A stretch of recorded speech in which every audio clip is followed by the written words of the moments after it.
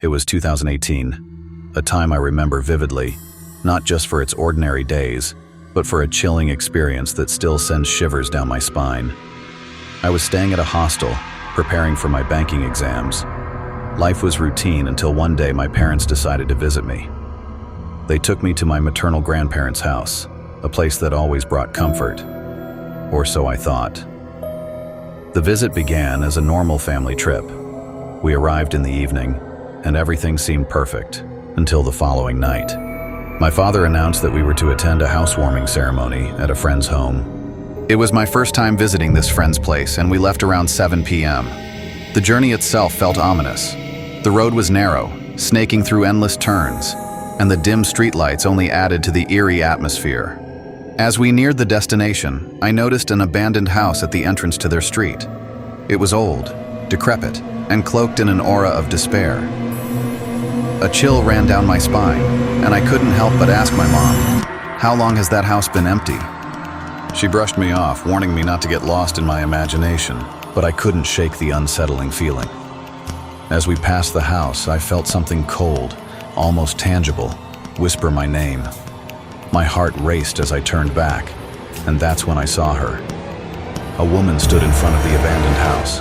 Her curly, disheveled hair framed a face marked by anguish. Her tattered clothes and hollow eyes locked onto me with a gaze that felt as if it pierced my soul.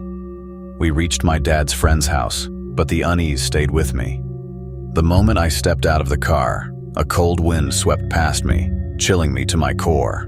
That night, as we mingled, I began to feel unwell, a pounding headache and fever that worsened by the minute.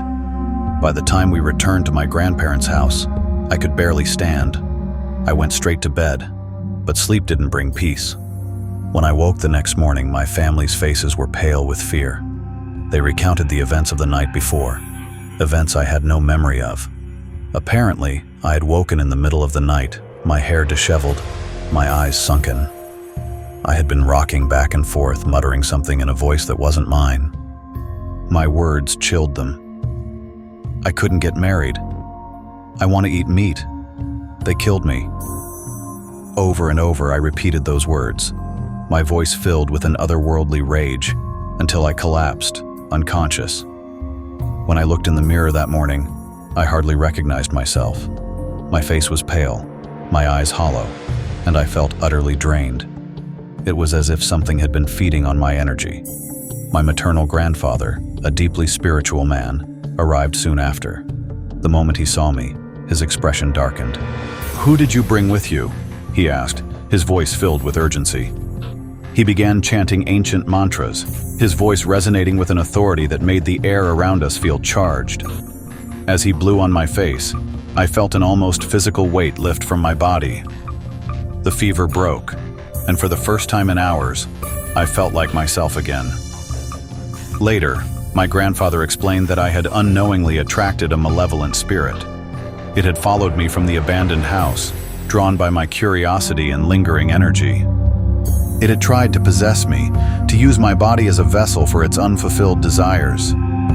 The experience left me shaken, a stark reminder of the thin veil between our world and the unknown. To this day, I can't pass an abandoned house without feeling the cold grip of that night, a chilling reminder that curiosity can sometimes lead us into the arms of darkness.